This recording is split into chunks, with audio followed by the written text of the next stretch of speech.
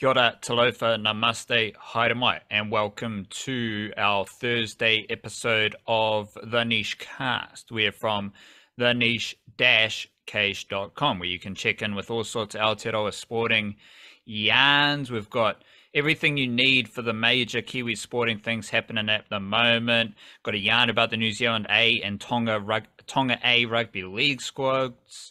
We've got Kiwi Ferns and Kiwis squad breakdowns tomorrow. I'll be doing a Kiwi Ferns versus Australia preview. Both National League reviews are on the website at the moment as well. Got a Wellington Phoenix woman deep dive because they start their season this weekend. And I think there's also a couple of Blackcaps yarns that you can check in with as well. So, of course, the niche-case.com is your home for actual analysis, I'd say. We don't worry about the fluff. We don't worry about the bullcaca. We're just here to tell you about Aotearoa sport, and hopefully you enjoy it. Hopefully you can check in with our website every so often. Every day would be great, but to be honest, it's hard mahi. We're not out here publishing something new every day. So maybe every couple of days, just tell a friend, check in the website. Even if you're off social media, just bookmark the website, check in. Otherwise, you can peruse your favorite social media feed and one of the links will pop up and then you'll head over to the website anyway. Either way, you're going to the niche-case.com. Let's call it what it is. It's the best Aotearoa sports website in the world. People have said it. I won't say which people, but people have said it. I said it. It's the truth. Let's go mindfulness. Let's fire up some mindfulness, mate. What do you got? I am dipping here into a physical copy of a book, which is always a nice way to start. That's how you know I've got a serious one. And this is coming from monastic gospels. So these are the gospels that you don't read in the Bible because once upon a time the Catholic Church was like, nah, mate, too controversial. We're not having those ones. But they found a bunch of them one time in like a cave in Egypt somewhere or something like that. So some of them have been translated and published, and this is the word of Gnostic Jesus, who said, all of nature, its forms and creatures are interrelated. Which we probably know already, if I was going to say, people of a sounds about similar right. thing to us. But it's interesting to hear it from the mouth of Gnostic Jesus, courtesy of the Gospel of Mary Magdalene, which that was never going to make it into the Bible, was it? A female prophet? No way. I do remember there was an interview with Brandon Smith a few years ago, and he was talking about how the trees are talking to each other. Of course, we're big on the we've all got some divinity within us, so we're all connected. We're all a bit godly, so it is. It goes without saying, I reckon. It's a good mindfulness. It's a good reminder of the the divinity within all of us, and if we all have a little slice of divinity, we're all made of the same stuff. Yeah, basically, like it's kind of that simple. And if you're all made from the same stuff, you're all equal. If you're all equal, everything is fair, so long as people remember to treat each other that way, which generally doesn't happen, I think. But at its essence, that's how it should be, Yeah, obviously, big proponents of peace here at the Niche Case. We don't really, we're not big fans of the violence. We're not big fans of the war. We just want each other to, or we want everyone to be happy. I think one of my favorite things about the Warriors season was seeing just people from a lot of different backgrounds, a lot of different ages, happy. And when you're watching a lot of sport, you're just seeing people together in happiness. And at this point in time of our existence on planet Earth,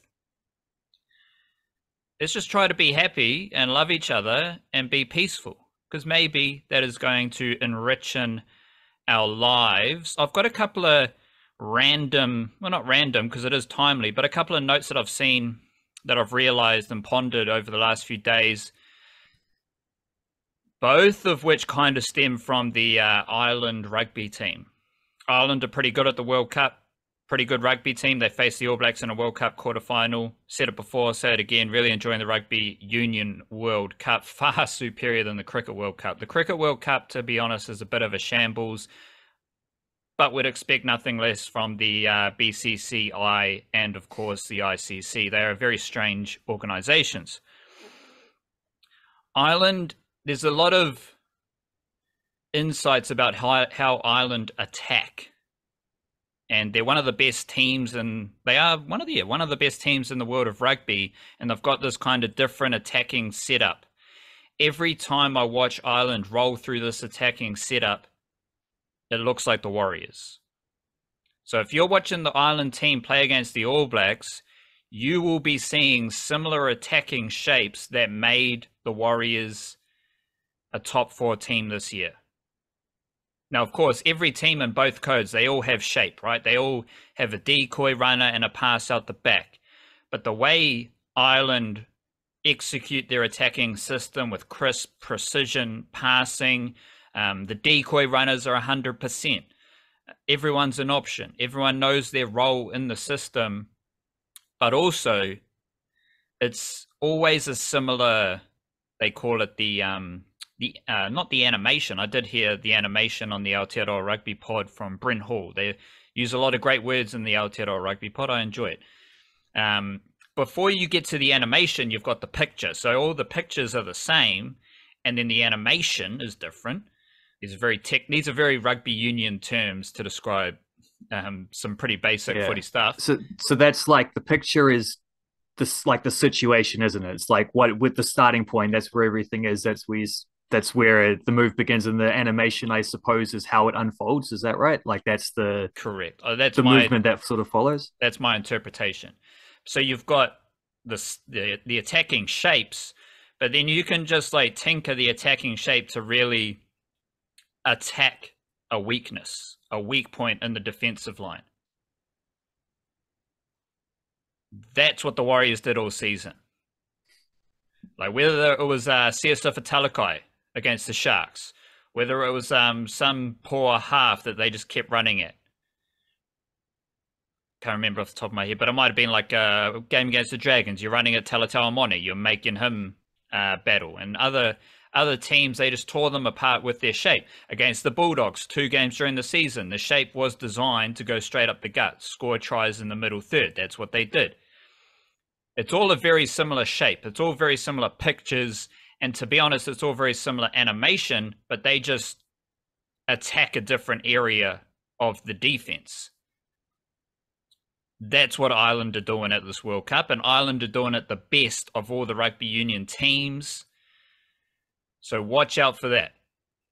If you're a Warriors fan, you're going to be seeing Ireland roll through their attacking system, which is quite similar, I believe. The second thing is we talk a lot about recruitment for clubs and franchises and professional teams.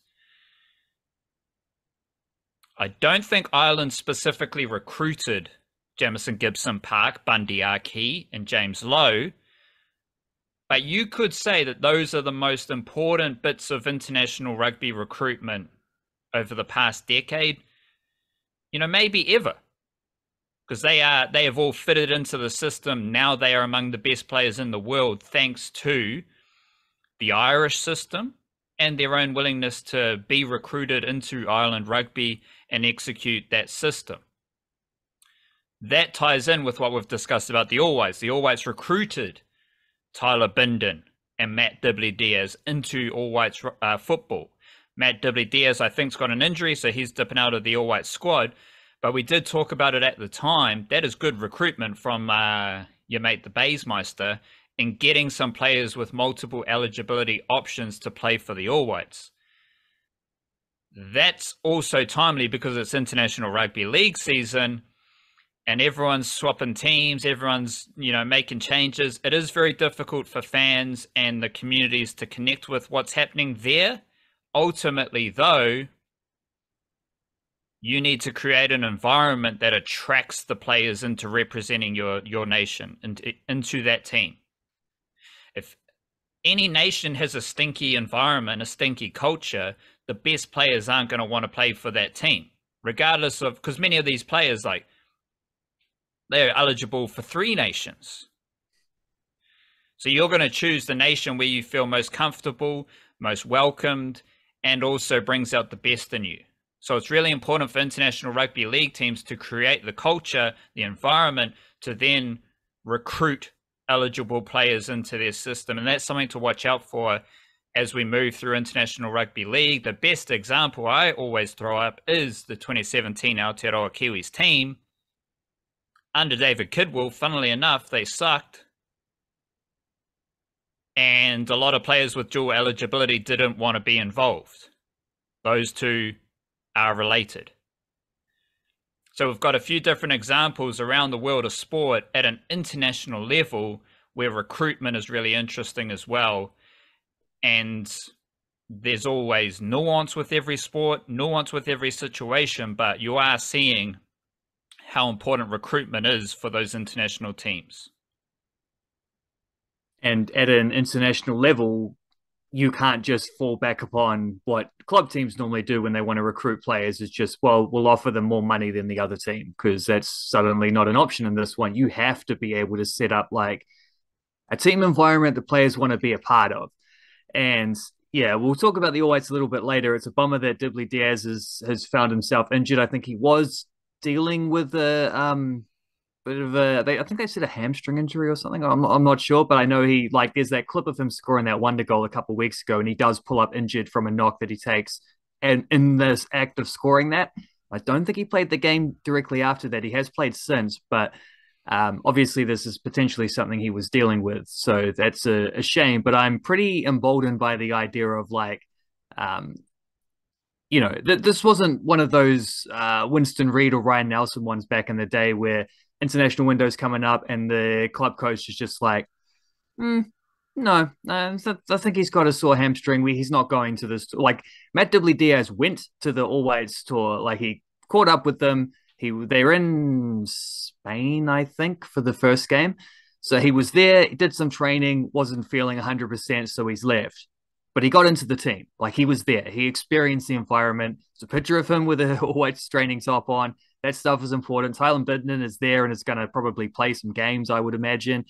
That's good stuff. Like, that's encouraging stuff. That's because that's what we're talking about. If it's the team environment that is the selling point, well, Matt Dibley Diaz got to experience that. So even if he didn't get to play, major step forward towards getting him locked in. Hopefully for the Olympics next year, I think is the one to really focus on. Yesterday, we recorded our subscriber podcast, which is an extra podcast every week for those who donate monthly on Patreon and also have a paid Substack subscription. So it's like a little VIP situation. Those who are funding the Niche Coach directly, we deliver an extra podcast for them every week. First and foremost, if you want to support the Niche Case directly, you've got two options: Patreon or the paid Substack option, which you can just link through with our Monday and Friday newsletter, which also goes out via Substack. Both of the links are pretty much everywhere that the Niche Case is. If you're watching on YouTube, it's in the description. Otherwise, if you're listening, it's in the podcast information. Of course, it's Blackcaps time. Blackcaps are at the World Cup. So yesterday we went deep into Blackcaps cricket after 2 wins at the World Cup. And one of our OG Komatua patrons, Baxter, offered a little comment here, which we can discuss. And we won't do too much Blackcaps here because we did go deep in the subscriber podcast, but we will spin a little yarn about Blackcaps based off this comment from Baxter via Patreon. He said, one thing I've noted, which I know you've touched on in the past, is how our team is great at putting pressure on in the field and with our bowling. And one thing we do the best is not giving away extras. We've given away 10 in 2 games, the best of this World Cup so far. These are things that win World Cup matches. This reminded me of what was happening during the Ashes, where we were talking about the amount of wides and no balls, specifically no balls that England were bowling. Funnily enough, when England were bowling no balls, and lots of them, more than Australia, they lost. Then they started bowling less no balls, they win. It seems like an often overlooked aspect of cricket, and there's not a whole lot of stats here.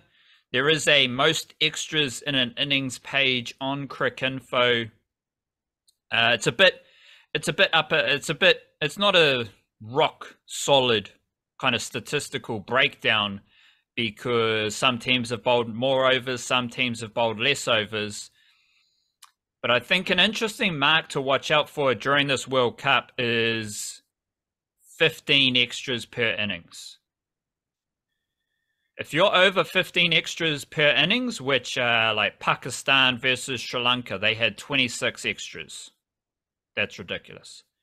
South Africa versus Sri Lanka, 23. Sri Lanka versus South Africa, 20. If you're over 15 extras per innings, I don't think that's very good. And it's easy to see how teams can score a lot of runs. Like Sri Lanka scored a lot of runs against Pakistan, boosted by 26 extras. You know, like it does help your. It takes you from 320 to 340, 300 to 330, 250 to 270. The Blackcaps, they're below 15 innings per 15 extras per innings in both games so far. Combined. Sorry? Combined, apparently. Going by Baxter's numbers, well, he said 10 in 2 games. The Cricinfo ones are a bit different, but like because you're factoring in buys as well, so it's a bit complicated. True, again, it's not rock solid, but that's why I just wanted to throw out that 15 marker, because I think the Blackcaps are below that every single game. Yep. And we talked about a safe bet. A little thing from the subscriber podcast was how Mitchell Santner and Glenn Phillips are both fielding in the inner circle. So that's the fielding bit covered. Like, they did drop a few catches, but they tend not to drop many catches. So you can see how, like, all these little pieces of the puzzle come together for Blackcaps to be a good team. They've got 2 really dynamic inner circle fielders who are both going to play a lot of cricket at this World Cup. Like, it's not like Phillips or Santner, they might get rested, but I don't think they're going to be dropped at any stage. So you're going to have them defending in the circle. You've also got Blackcaps bowlers. Like, they have combined for 2 no balls in 2 games. So they're not going to bowl many no balls. They're going to try really hard not to bowl many wides. They certainly haven't conceded 10 wides yet. So when you add that, when you add good fielding, and also like stopping boundaries, which is the athleticism in the outfield, but also stopping the twos. If you can turn a 2 or a possible 2 into a single, and you can do that a few times, that's part of the building pressure. Especially when you like compound these things on top of each other. So you're not conceding many extras. You're stopping boundaries. You're turning doubles into singles. And in the infield, you're stopping the singles, both of which increase your chances of a run out, which is a wicket, which helps stop the runs as well. Everything kind of fits nice and snug together. And this is what the Blackcaps are really good at. Yeah, this sounds like something that might be a good research experiment for me for the email on Friday, because I wonder how the extra tallies looked at the 2019 World Cup, because I'd imagine the Blackcaps were pretty good there as well. Like that was why the Blackcaps did so well at that World Cup, was because they found a way to just continually hang about and take care of their, you know, slow and steady kind of business. Even though, you know, they did have a couple. It's easy to forget that they did have a couple dud games in the group stages of that tournament as well. But I suspect their extra totals were very good there. I expect 2015 was similar to some extent. I think maybe they've gotten, you know, if I had to guess, I would say that they would have improved from 2015 to 2019 to what to expect from 2023. But I mean, like you laid out the England test scene and how it was a factor there. It's even more of a factor in ODI cricket, and especially at an ODI World Cup, I'd imagine, because you have the limited overs aspect. And what does a no ball do? It means you have to bowl it again. What does a wide do? You have to bowl it again. It's also a free run. because it's when run rate pressure is a factor, when you're out there trying to hit little targets, where you're saying, well, we need to score, 6 and over for the next 10 overs in order to set us up for the death stages or whatever. Wides are pretty handy in that thing. Not to mention as well that wides are off target. So wides are harder for a wicketkeeper to haul in. Often, sometimes one wide equals 2 or 3 wides because it rolls out somewhere else, and you're able to scamper through for a running run as well as the free sort of supplementary run. And the other factor, which is maybe as big as anything, is in ODI cricket, no ball equals a free hit the next delivery. So A, you can't take a wicket on that ball or the delivery straight after. B, the delivery straight after, the brother's just going to swing as bad at it. I mean, there was one against the Blackcaps from Netherlands to Daryl Mitchell. No ball against Daryl Mitchell. Danger zone when that happens. The next, he decides he's going to go short for the follow-up free hit, and Daryl Mitchell just rocks back and absolutely slaps that sucker over the fence for 6. Those are free runs. There was no risk of getting out. He hits a big 6, gets himself a bit of momentum. He feels good because he's cleared the ropes, adds 6 more runs to his tally, to his team tally. Like these things, there's so much ebb and flow with momentum in a game of cricket anyway, but in ODI cricket, those things get amplified because it's long enough that it's not just you have no choice but to go the same pace the whole 50 innings. Like you do have to change the pace of your batting innings up throughout 50 overs, but not to the extent of a test match where it's so long that the best team generally just wins because they can grind it out. Like it's sort of in that sweet zone between the two. And giving away free runs and free opportunities to slap boundaries and wides and opportunities to just limiting your chances of taking wickets and all this. Like these are big deals that add up, especially if you're one of those bowlers or teams that make this a repeated habit. When that's the case, that's quite a big issue, The Blackcaps face Bangladesh tomorrow night, Friday night, and there's a chance that you see Kane Williamson, Tim Southee and Ish Sodhi come into the team, which would then mean that all 15 players, I believe, have played at this World Cup in 3 games, which when we add in things we discussed in the subscriber podcast, like the top 5 all-scoring runs, best bowlers being a spinner and a seamer, it's just a good start to the World Cup. We also have International Rugby League firing up this weekend, but not this weekend is the New Zealand A versus Tonga A fixture, which I believe is a curtain raiser to the next weekend's game in Auckland for the Kiwis and Samoa. It's a pretty interesting little squad it's a Kiwi NRL. It's an interesting Kiwi NRL mix across both teams because the Tonga squad, the Tonga A squad, features a bunch of players from the Kiwi NRL ranks. Most interestingly, the young chap Leka Halasima, who is one of 3 SG ball players for the Warriors who are now named in these A squads. You got Halasima, Jacob Laban, and Tanner Stowers-Smith. So the Laban and Stowers-Smith are both in the Kiwis A squad. Stowers-Smith was a late call-up. And of course, International Rugby League season, don't even worry about why a player isn't there. That's just a waste of time. You see a lot of questions. Too many reasons. so many questions about, oh, where's this player? Why's this player? Where's that player? What's this player doing? Who cares? They're not there. They're injured. They got some family function. They don't want to be there. It's all good. Just assume everything's okay. They're not there. Focus on the players who are there. And I say that because some of the New Zealand A players, there's a better forward from Aotearoa than Tanner Stowers-Smith or some of these SG ball players. But they're the dudes who are getting the opportunity. So shout out to them. So let's stay on that Warriors angle. So you got 3 SG ball players who are all under 19 SG ball. and they all played New South Wales Cup this year for the Warriors. So this is part of the really exciting group of young talent coming through the Warriors system. And this also comes at the same time as there was news about Josh Curran possibly leaving the Warriors. No impact.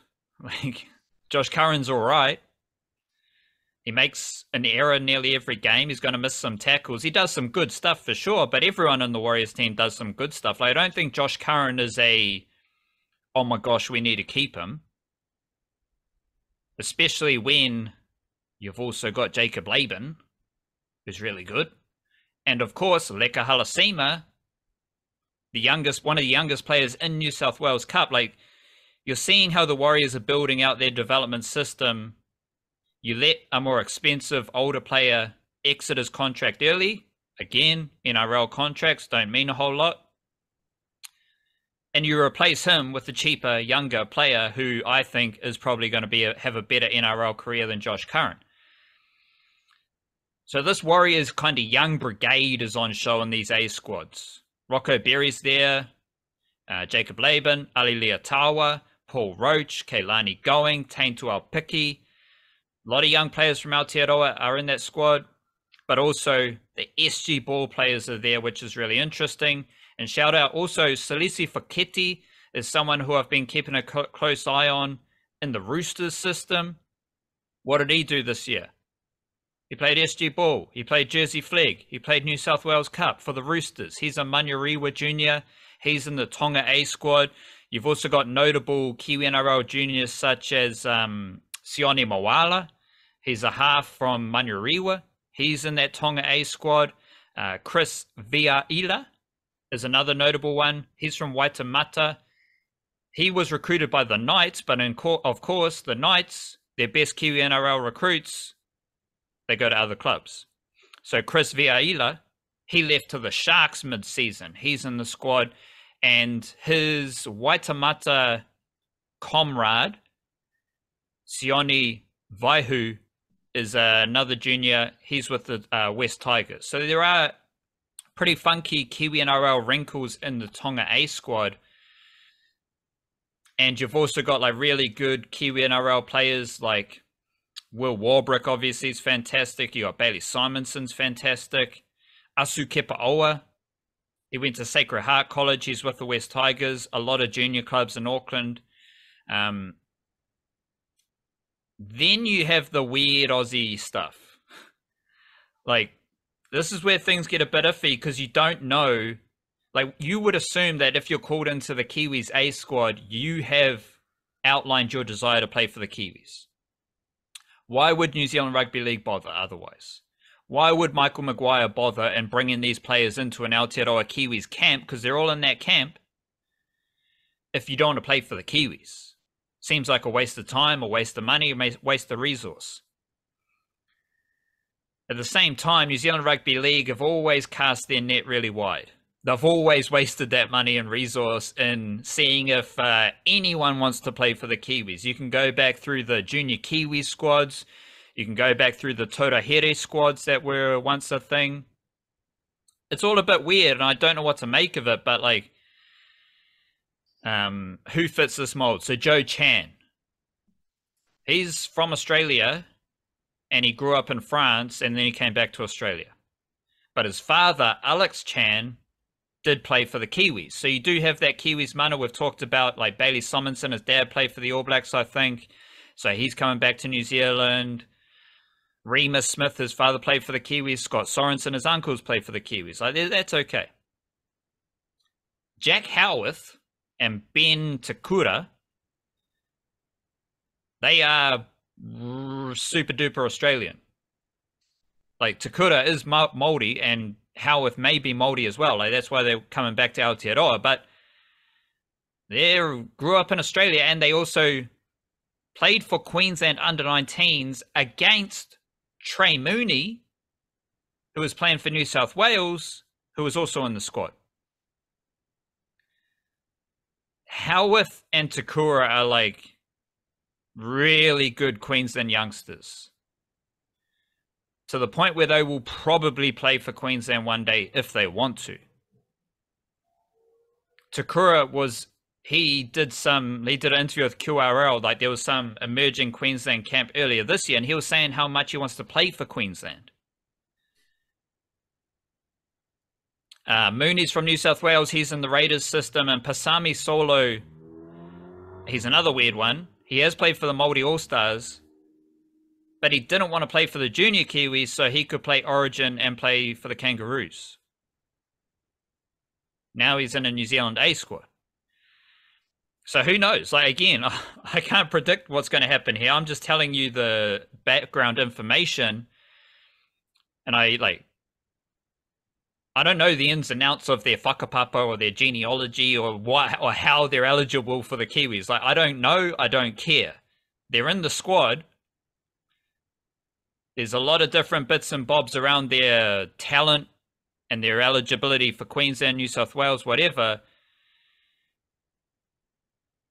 I don't really know why Howarth and Takura would play for the Kiwis ahead of Queensland. Like, it's just a very weird situation, but they're in the A squad, so you've got to assume that they do want to play for the Kiwis, right? Like, it's a very weird little eligibility thing. Maybe in line with the recruitment theme that I threw up earlier, maybe Madge Maguire is just the man at recruitment. Like, you win some, you lose some, but maybe he has like laid out some pretty hefty he laid out a hefty recruitment pitch for these players. Like, Takura's coming up from the Broncos system. He's the next big Broncos forward. He's really good. Jack Howarth has long been thrown up as a great prospect in the Storm system. Like, these dudes are not like mediocre players. These dudes are among the best players in Australia who now have put themselves in the Aotearoa Kiwis mixer. So, I don't know. I don't really understand it, but it is what it is.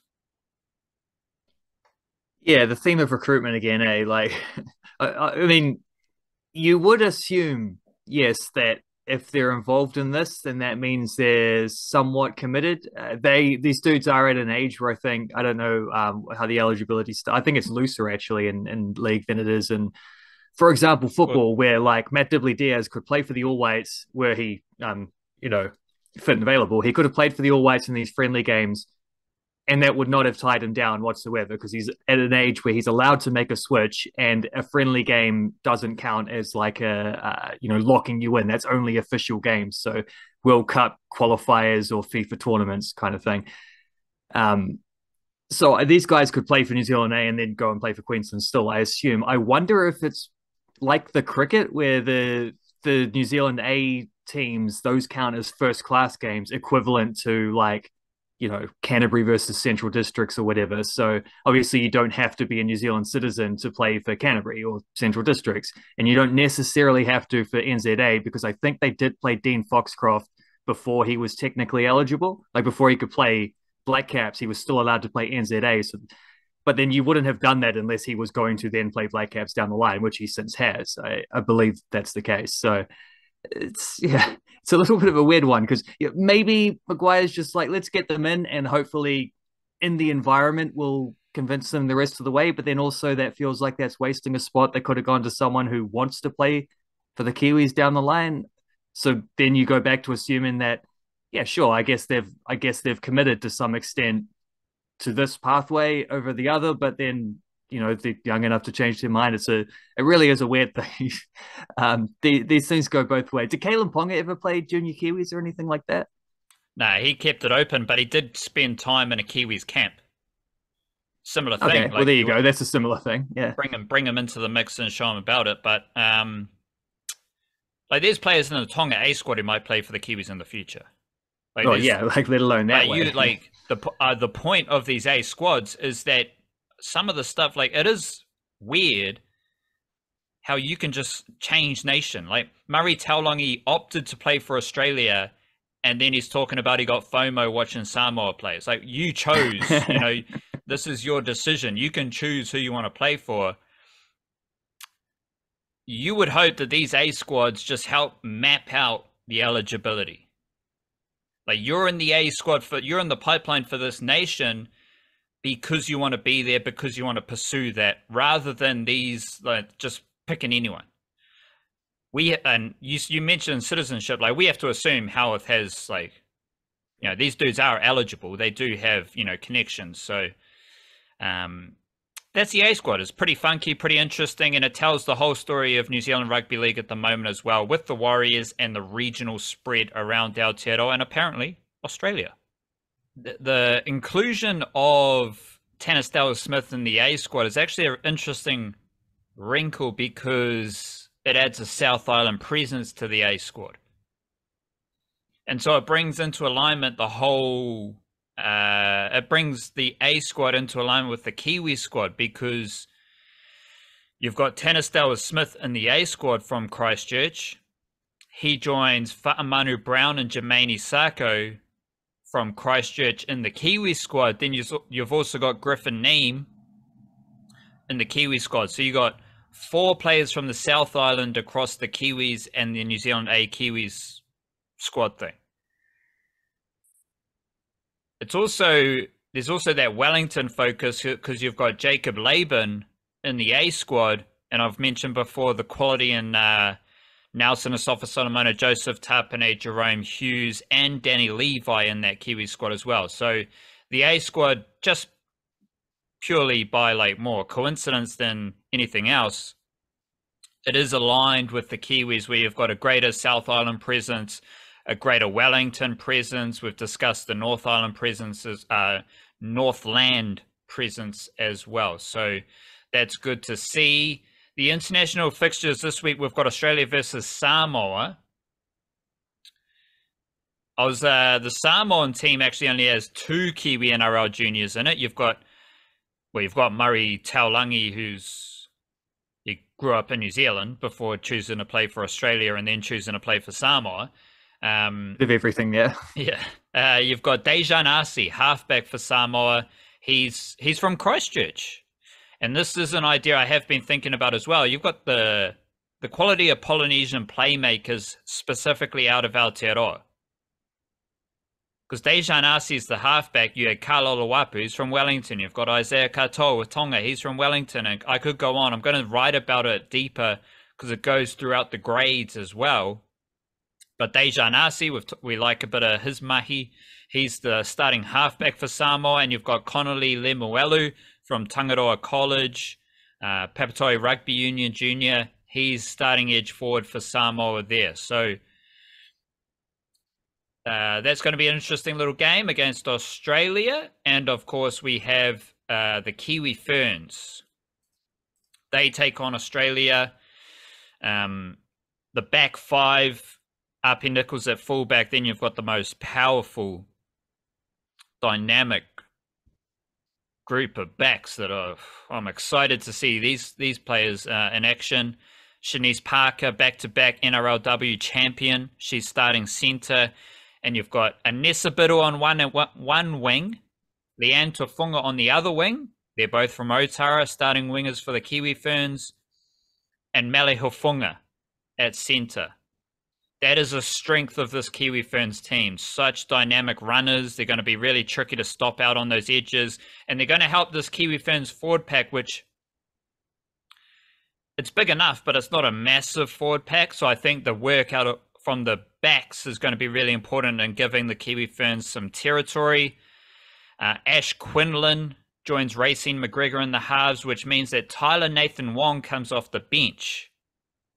So she might be dipping into hooker with Brooke Anderson, starting a hooker. She has been playing hooker and lock for the Cronulla Sharks in NRLW. She's more of a Aussie Kiwi Fern. She's in that group. But it'll be really interesting to see what Tyler Nathan Wong does coming off the bench, whether she does play hooker or she plays somewhere else. I've seen it floated around that she's playing for Aotearoa in her 5th different sport, which seems like one of the best things in Aotearoa sport this year. And it's going to be interesting to see what role she plays off the bench. Maya Hilmawana, Angelina Tiakaranga Katoa are the starting props. Otessa Pule, fantastic dynamic edge forward, and Lyshawn Albert Jones on the other edge with Georgia Hale in the middle, tying it all together. And then the bench is a bit interesting as well. Nathan Wong, but also Najvada George. She played lock for the Tigers all season. She's going to be really important, adding her oomph off the bench, along with Amelia Pasikala, who's from the Hawke's Bay, came up with the Roosters this season. And then you've got Jasmine Fogavini, who played on the wing for one game for the Broncos this year, came off the bench for a few games, didn't get a whole lot of game time. So I'm curious what kind of impact she has. I assume she's going to play through the middle because they need as much middle forward oomph as they can get.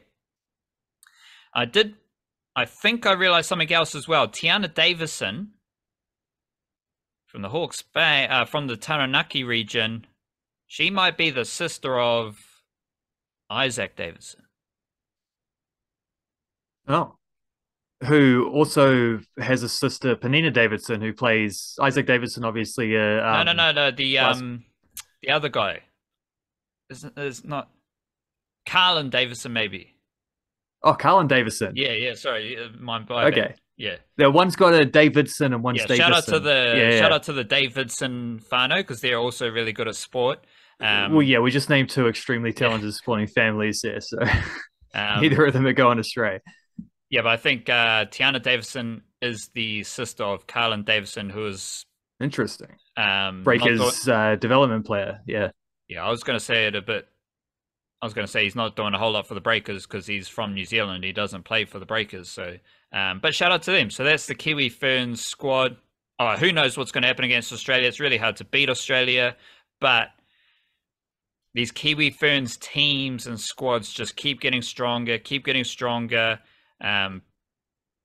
Players entering their first season of NRLW are dominating NRLW. So I'm curious how that looks moving up to the international level. That game's going on Saturday night as well. So big weekend of international rugby league coming up before we get into the Kiwis, who I imagine will enter their camp sometime soon for next weekend's games. Let's touch on a bit of football because we've got the Wellington Phoenix women starting their A-League women season.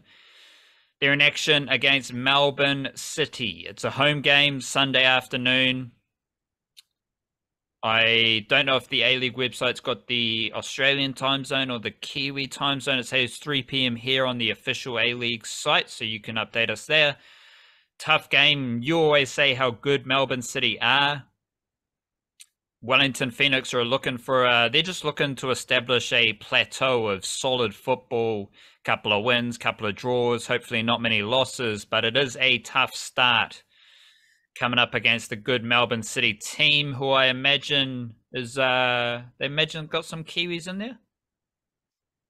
Not just got some Kiwis, they will be captained by a Kiwi. Rebecca Stotspen was, one of their main, sort of off-season recruitments. They actually seem to, by the sounds of it, I think they negotiated some kind of fee with Brighton and Hove Albion to get it back to the A-League. Normally it's the other way around. Normally it's English WSL clubs paying money to get to A-League clubs to get players. The fees in women's football are not big. Like, I don't think there's been £1 million player yet, and like across the world. We're talking the best in the business. So I don't think that would have been something too like excessive or anything like that. But it's still it's a notable thing that they were willing to go out of pocket to bring Rebecca Stott back to the A-League to be their captain. Plus, they have Hannah Wilkinson back, who will be looking to score lots of goals like always. It's what she usually does. First season, she was up there with I think she was one behind the Golden Boot, which was, I think, Fiona Watts that season. But then she scored more goals in the playoffs, which didn't count towards the Golden Boot because they counted that as a regular season thing. So she wasn't the Golden Boot, but she did score the most goals that season. Started last year with an injury, so it didn't quite get the same momentum. I think I only got 4 or 5 in the end, but this season, fit and raring to go. Last time we saw Hannah Wilkinson play football, she was getting sent off against Chile, so it'll be good to get her back in the A-League, where she's been pretty much excellent when she's played, same as Rebecca Stott, who is New Zealand's best ever A-League women's player. In terms of championships won, in terms of games played, in terms of consistent performances over extended period of time. Melbourne City are pretty good, but that's a nice way to start the season. That's 3 p.m. That is New Zealand time, 3 p.m. And it's one of the few games I believe that they've actually got at Sky Stadium. Most of them they're playing at smaller stadiums in order to get a better packed in crowd, which is probably a good way to do it. They need a better stadium than Sky Stadium anyway. Like that's The cake it's too tin. round. You know what I mean? The cake tin is too round. They call it the cake tin for the reason. And when you sit there, you're not exactly like overlooking the action. You feel a little bit far back if you're hanging about on halfway. But you work with what you got. That'll be a nice tester to start the season for the Wellington Phoenix at a point in history where they're ramping up the seriousness. The wooden spoon is no longer an exception. They got import players now. They're taking this very, very seriously. Results are the imperative, and it starts against one of the trendsetters of the last few years, Melbourne City. Who, whether it's imports, like I saw Annalie Longo was named captain, so she's going to be a key figure for this team as a football fern, one of the best players and a leader. Whether it's a local player, whether it's overseas signing, who are some of the key players that you want us to keep an eye on when we're watching this game? Well, the imports definitely. That like I'm not 100% sure how they'll go with the goalkeeping thing, but I expect Riley Foster will probably be playing more games than she doesn't if she's fit and available. Canadian goalkeeper, used to play for Liverpool, very good. She's the one who had the car crash and broke almost every bone in her neck and now is back playing football by some absolute miracle. She's pretty good. It's who else have we got? Right back. Let me see if I've got the list actually, because I had a thing with the what do you call it, with all the formations, but I'm not sure if I can find that. Just quickly, they've signed a right back, they've signed a right winger, and they've also signed a striker. There's their other imports, and the imports you expect to be good, right? So I don't really necessarily need to run through those. You expect them to raise the standard. They're going to be real good. They're all American or born in America, except for one's Canadian and one was born in America but plays for Venezuela. That's Mariana Speckmeyer, who's under a little bit of injury doubt going into the first game of the season, so she might not play. But the imports are the obvious ones to pick, so I'd kind of prefer to pick a couple of locals of that note. Kate Taylor's been playing midfield in the preseason stuff, and I wondered how they'd do that because they've got Taylor missed a few games with injury last year, and they played a lot with Mackenzie Barry and Marissa Vandermeer at centre back, who are pretty good. And then, those two alternated between playing right back sometimes and when Taylor was back, but I wasn't sure how they would balance that out. It sounds like they're going to play Kate Taylor as a central defensive midfielder, which is something that Paul Temple did tease as a possibility earlier on in like before preseason started. And we have seen it before. It's not completely unique. She's played at least one game there from the start in the A-League.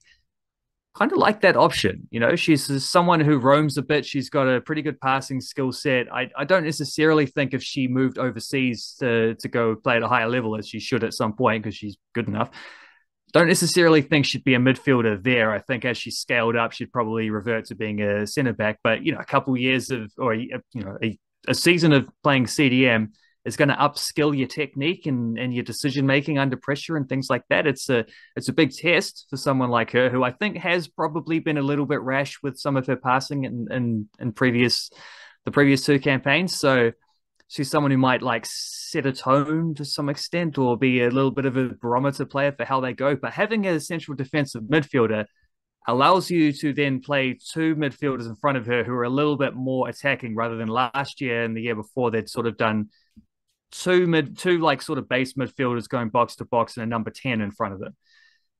This seems to be a different set to where, like, when you're in attack, you can have two midfielders pushing forward a little bit more. And for that reason, my biggest preseason prediction is that Grace Wisniewski is going to have a massive year. I think she's been really good for the first 2 years. I thought last year she had a pretty strong case to be sort of an undercover pick for player of the season. And she's got a little bit more room to push forward and get involved in the attack. She's going to score goals because she's a good finisher. She's got a long range shot on her. She can finish inside the area. She an absolute fighter who's not going to let any 50-50 ball, let alone like 30-70 ball, go unchallenged. She's going to get into those areas and she can score goals. She's shown that at a national league level. She's shown she can score goals at a under 17 level. She scored some massive goals in that bronze medalist team at that World Cup. Has got a few A-League strikes to her name. In fact, I think she scored the most recent A-League goal for the Wellington finish. She scored the equaliser in the last game of the season, right at the end in stoppage time against Melbourne Victory last year. I think, I think I said it in the email the other day. I'm predicting 5+ goals from Grace Wisniewski, if indeed that's how the midfield looks.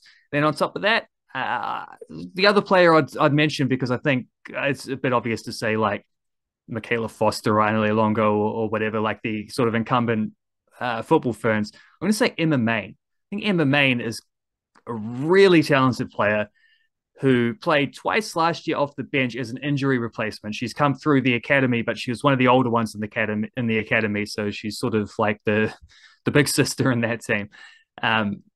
She played 2 games off the bench last year, so maybe 60 minutes combined, something like that. She's had an assist in both of those appearances. Obviously, that's very small sample size, but for a team like the Wellington Phoenix women, who don't score a lot of goals, for whom that has been a major issue, is finding that sort of not just creativity, but also the finishing product, the end product on the end of whatever they can create. Emma Main has both of those things. And she played 1 game for the reserves, the start of the National League, week 1. Was the best player on the field by a mile. She scored a goal and set up a couple, I think is how it went. They won 4-0 and Ella McCann scored a hat-trick here. So this was against Ellerslie.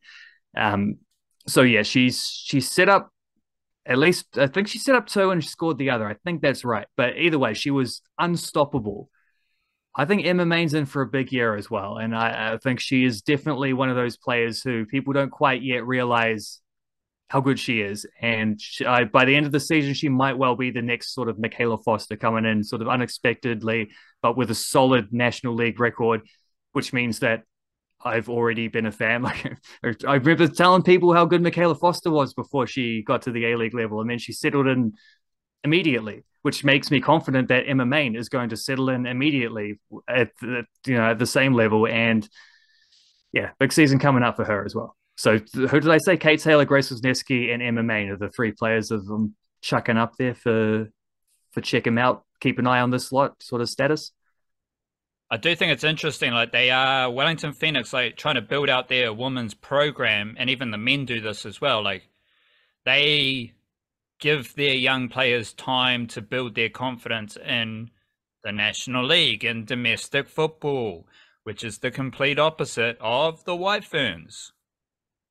So if you're expecting players to get better, moving up through the levels, they need to have some sort of confidence from their performances in the lower levels.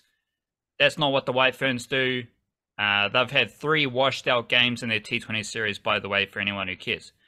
But it is good to see that the Wellington Phoenix women players, they do get a lot of opportunities to ramp up to the A-League level with their National League schedule. The most important question, though, is who's going to do the step-overs? Ooh, that is the most important question. Yeah. I think Hope Breslin as an import might have a few. That's a possibility. Well, that's not relevant, though. From the locals, no, Yeah. It's not, because this is a football firm stemming issue. From the locals, certainly if she's getting minutes, which is a little bit harder if the formation is what I suspect it is. It's a little bit harder to fit Alyssa Wynnum in there, but I think she will see minutes on either of the wings. Potentially even as a false 9 sometimes is an option. She's got stepovers. Like, there's no doubt about that. Alyssa Wynnum's definitely got stepovers. Probably not. Like, Emma Main and Mickey Robertson are both dynamic, like sort of running wingers, but I don't necessarily know it's stepovers. They're more like kick and chase, kind of, I'm faster than you, I'm just going to burn you for pace kind of run, which is something. That's helpful. It is good. I don't know if you'll see stepovers so much from them though, but there is a possibility. Well, just having the impetus, direct football was the football ferns could use that as well. The All Whites, they have a game against Congo Saturday morning, by the looks of it, for the big game against Australia, which will be a couple days later. We did touch on Matt Dibley-Diaz is out of the squad. He's now injured. I don't know if they're going to make a replacement for him. They brought in, let me get this right, Dalton Wilkins for James McGarry. There you go. Spot on. Football expert. So I don't know if they're going to be replacing Matt Dibley-Diaz. Who knows? They're in Spain right now. They go to England. Maybe Matt Dibley-Diaz, he can just loiter around because they're going to be playing in London. Matt Dibley-Diaz, he's a Fulham player. That's in London. He's going to be there. He's going to be around. He might have a coffee. Who knows? He might even kick a football. But he's not there right now in Spain. I personally, as a casual, I don't really care about the Congo game. Like, we're here for the Australia game. And I think it's a good way to frame it. Like, what are you looking from this Congo game to set up the Australia game as far as any team selection, any performances, anyone to keep an eye on? Where's your antenna going to be directed? Well, I would have said a Dibley-Diaz debut, but that's not going to happen now. But we should still get a Tyler Binton debut. I do expect that to happen. I haven't checked the ins and outs of who played when and where and how, like whether there'll be some players who might not be considered for game one because their recent club game was too soon. I do know that there is a case with that. Max Crocom's not going to be available for game one because Burton Albion have a game on the weekend. So he's going to stay because it's below the level where they break for international football. At League One, I was hoping that game would be cancelled but I guess they just didn't have enough other international players. If you got like 3 call-ups, something like that, you're allowed to postpone the game because in theory, those are probably 3 of your best players unavailable. You're allowed to get a postponement if that happens, but I guess Max Crocom's just flying a flag alone at Burton Albion, so he's not there. And I suspect it might be the case as well for Max Mata, who also same deal, same league, same level. So I don't know that Max Crocom's definitely not available for the first game, but will come back in and probably be starting goalkeeper against Australia. I suspect it might be the same for Mata, but Mata would have been on the bench because Chris Wood's available at the moment. And Chris Wood, just nice and tidily, got a cheeky start for who does he play for these days? Nottingham Forest on the weekend. No draw against Crystal Palace, but the coach afterwards had some good praise for him. The guy who got to do the media from the team, Morgan Gibbs-White, had some good praise for him. Both of them sort of said like, yeah, look, he's a different style of player to Taiwo Awoniyi, but he's not, he's a different style of player and it takes a little bit of adapting, but he goes out there, he puts in a shift, he holds the ball up, he works extremely hard, he's selfless, he's got a great attitude, all that kind of stuff, which we know to be true of Chris Wood, and Nottingham Forest know it to be true of Chris Wood as well. Yeah, he's a Kiwi. So he is a Kiwi, so he's going to do them things, It was just such a weird thing in preseason how they're, how the the alligators of the British press and how transfer business in the off season is so much of it's just an industry. They were speculating on transfer stuff. Multiple times I saw people just assuming that Chris Wood would be sold because while he didn't start that well last time, so who knows, he's surplus to requirements, blah, blah, blah. He's played in every single game so far. He's only made 1 start. That was on the weekend, but he's played every single game for Nottingham Forest. He's hanging around there. He's clearly an important player, albeit not someone who's going to lead them in minutes or anything. But Awoniyi has tore a groin or strained a groin or something, and he's potentially going to miss a month. So, unfortunately, there's an international window in the middle of that, which takes out a potential game Wood could have got. But he should get 1 or 2 more starts after this because they seem to like what he did against Palace in one of the most boring games of football I've ever seen. There were like 2 chances in the whole game. It was terrible. But Chris Wood's definitely one to watch. Sarpreet Singh coming back in is one to watch. Curious who'll be the starting goalkeeper against Congo. Sanev and Vald, I think, are the other 2 options. They have called up Henry Gray, Ipswich under 21s player, but I suspect that's a lot more of like a come in, experience the group. You're not really expected to be the dude now, but in a few years, we'll see. I think also he's someone who'll be in contention for the Olympic squad under 23s next year, which is going to be coached by Baisley. So that's another consideration but he'll be 3rd goalkeeper. It won't be him. He won't play. So yeah, Sarnaville out who gets that start. A few of those little selection things. Right back will be an interesting one. Will Bill Tuiloma get another go there? Nico Kerwin, Tyler Binden's now an option at right back. And just to put it into context with the Australian game as well, Australia are playing England at Wembley at a similar time to when we play Congo and Spain. So the Congo game in Spain is against, they're lower ranked than Australia. That's in theory, on paper, the game we should have a better chance of getting a result out of. And we are getting to the point with the All Whites now with their development where we do have to start seeing some results. Doesn't necessarily have to be like, oh, they didn't win, it's the end of the world kind of thing. But we do want to see them being able to score goals and win games now and then and churn things out the way that the football ferns are having a little bit of trouble getting over that hurdle. But the All Whites, like we've said, are just a year or two ahead of their development to where the football ferns are. They're similar trajectories, but the All Whites have just had a bit of a head start on that. So they are definitely at the point now where the football ferns aren't quite where it's like, yeah, if they don't get wins every couple of games, it's a little bit disappointing. Congo is a winnable game. Hard to say though. Like they will obviously be a relatively strong opposition, and you don't know, the All Whites aren't fully full strength. They're missing a couple of dudes there. But yeah, Australia versus England is going to be all the focus for Australia. Their big thing will be that game against England at Wembley. I suspect their team might be a little bit rotated then when they catch us at a smaller stadium in London a few days later. Whereas I suspect the All Whites will be targeting that Socceroos game as like, well, that's the one we really want to win because we played them last year. They beat us twice and we know we're better than what we showed in that one. So if Aussie coming under strength in that game, that the opportunities for getting something out of that one also rise. And I suspect that could be the case with Australia, because why wouldn't you go all out for the game at Wembley? That's the glamour tie over the window. Could leave them a little bit vulnerable for the rematch with the All Whites a few days later in the Soccer Ashes, which needs a better name than that. It's cool that they've got something. If it means that they're going to get to play Australia more often, I love it. I'm all down with that. There is a little bit of history with it. They didn't burn bales. I think it's the Soccer Ashes, because the Cricket Ashes were burnt bales from a game to commemorate the death of English cricket or whatever. But apparently they've been reviving cricket ever since for the entire world. So what do you know? Depends where you're reading, of course. The Soccer Ashes are just like the two captains smoked a cigar and then put the ashes in a box or something like that.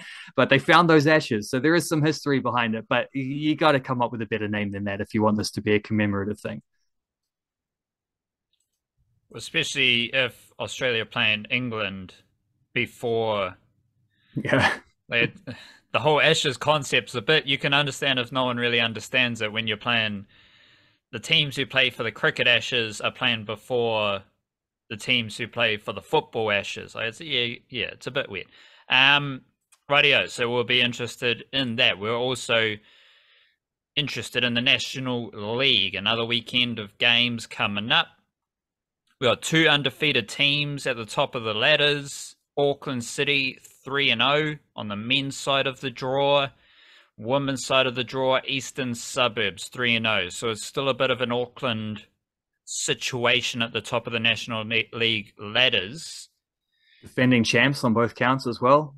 Big Donnies of the National League are still the Big Donnies. I find the you do a game by game breakdown for for our website, the so you can check that out if you want the game by game situation. And I'm sure we'll touch on some games here, but as we track the National League, we've talked about some of the key players. We've talked about just some of the backgrounds around how these clubs are built and how they're established. Are there any teams that have like a playing style, an identity, just a mana about their work that has caught your eye across both competitions? Yeah, I mean, after 3 weeks, you sort of get an idea of all of the teams to some extent of how they intend to play. I mean, Wellington Olympics certainly in the men's side are an absolutely thrilling team to watch because their whole thing is they've just got a back three who are all big, solid, but quite like surprisingly really technical. Like Ben Mata takes penalties and usually scores his penalties as well. They're a highly skilled backline, but they're also a big solid backline who're going to win a lot of ball. And then when they win the ball, their whole thing is just like, let's get it to our wingbacks as early as possible and let them run. And when they run rampant. Like Joel Stevens on one side, Jack Henry Sinclair on the other side. They're crossing to like Hamish Watson, Gianni Bazoukas, Kalen Gould is hanging around there. Young fella Ollie Davies is pretty handy. Gavin Hoy's pretty handy. Canadian he is.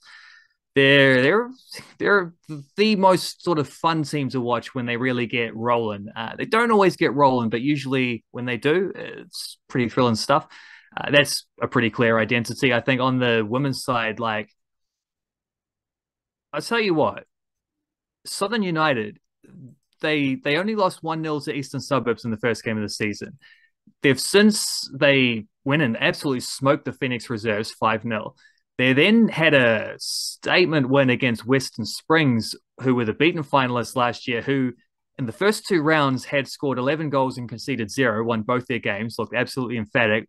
Southern United beat them 3-2, scoring a couple of the best goals imaginable. Maggie Diaz had an incredible one, just to running onto a volley and smoking it in. And then just before that, like a minute before that, Kendra Smith had scored a free kick from miles out, unreal hit. Southern United have always had a real solid core, like solid defensive core. They've had good shape. They're absolute scrappers. They'll fight for every inch. Hannah Mackay-Wright at the back is brilliant. Rose Morton, central defensive midfielder, covers every blade of grass except their home ground is an artificial surface. So every blade of plastic, I think she covers every pellet. Every pellet, every little black pellet that gets stuck in your boots afterwards. And if you wear white boots, they stain them. And, those ones, which is still running over the whole way through. Not a fan of the artificial surfaces myself, to be honest. There was like a trend where they started putting like 10, 15 years ago, they started building them around the place. And it was like, if it's not one of your home grounds, then you might only get to play there once or twice a season. It's a cool novelty for a couple of years, and then it just gets annoying. You're like, every time you slide, you cut your leg open. It's not fun. Yeah, I mean, you've played a lot of hockey, so you know exactly how it goes. Yeah, but this is the 20th time you've reminded us that you don't like the artificials. Like people got to know, man. Yeah, well, fair enough. people got to know. Given there's a bit of an NFL situation, turf versus grass, like that type of thing as well. True. I don't think anything's changing though, so you probably want to get used to it, I'd say. It's not a lack of being used to it. It's, we fight for change. So as I was saying, Southern United have a nice solid core to their team, and they've always been good at being able to just withstand pressure, maybe hit you on a counter attack, set piece or something like that. Don't concede a lot of goals. Tough to beat. That's been an identity of theirs long term. This year they've still got that. But they're also stringing passes together and going on they've switched their formation up the last 2 weeks. They've played with a back three, which gives them wing backs who give them width going forward and good crossing. And they've got Amy Hislop back from the States, and she is, a locally developed striker, but she's come back leveled up substantially. She's like holding the ball up. She absolutely loves a bouncing ball, which on the turfs you're going to get a lot of because it does bounce a little bit more. Like there's little like when it bounces to her, it's like I saw this like 6 or 7 times and I wrote it down because it stood out in that game against Western Springs. It's like the ball's bouncing. Here's an opportunity for a trick. Flick it over my shoulder and go for a volley, or lob a pass to a winger running an angled run behind me, kind of thing. She was doing that all day. She set up that. No, it wasn't the Muggy. She might have been the Muggy Diaz one. I think a throw-in went to her and she flicked it over and then she ran through and hit it, something like that. She set up a couple chances that way for herself and for others. You get a good hold-up striker, you're going a long way towards being able to play in the other team's half. And the other thing Southern have done is, I think Abby Rankin is a player who's been there for a couple of years. She was from Central, but is going to university at Otago. So she's playing for Southern, and she's gone to a new level as well this season. And then also they've signed Kendra Smith from West Coast Rangers, although she played for Canterbury last year and was used as a centre back. And she was okay at centre back. but she's playing as a defensive midfielder alongside Rose Morton for Southern, and she's been unreal. I mentioned she scored that banger of a free kick. She scored a long range strike last week as well from open play. Kendra Smith's been fantastic. She's from, what did I say, West Coast Rangers. She also brought along a couple other players. One of them is Marissa Porteous, who is a centre back, and she's the one who's come in to allow them to play the back three, the extra centre back there. She had the best game I've seen her play on the weekend against Western Springs. She was excellent, just doing the same stuff as Mackay Wright, as Tony Power as well in the back three. I'm so impressed by what Southern have done, because I thought they would struggle. Like, they didn't have a couple of their best creative players, like Chelsea Whitaker and Jasmine Prince, a couple of these types of players who have been around for a couple of years, who were really good for them last year, who didn't return for various reasons.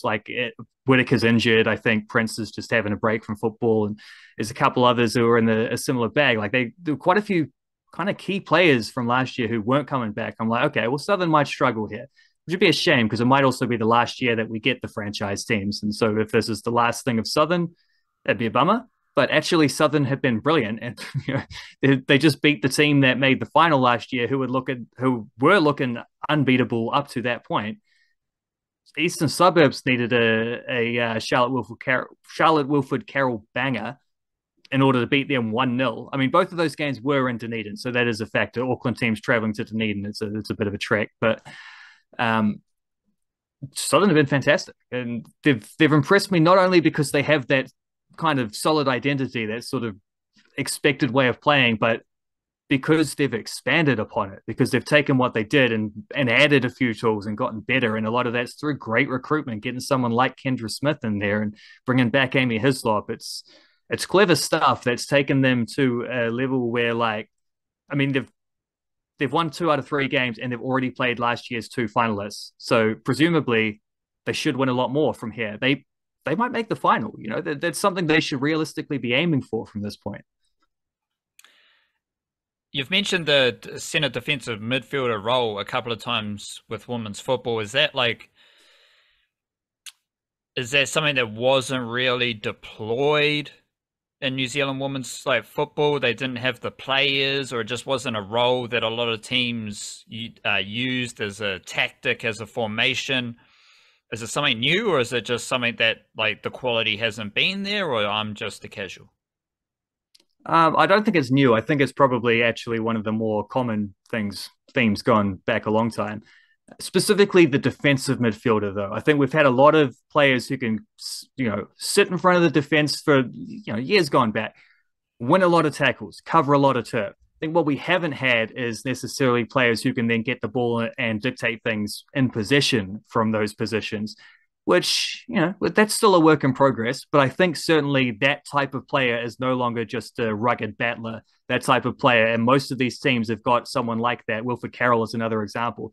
Midfielders who can play in both directions, I think that is definitely an evolution, which just is something that it should be happening, and it is happening, because it's a measurement of just better technique and growing standards in the game, which we assume is going to happen because people are trying to make it happen.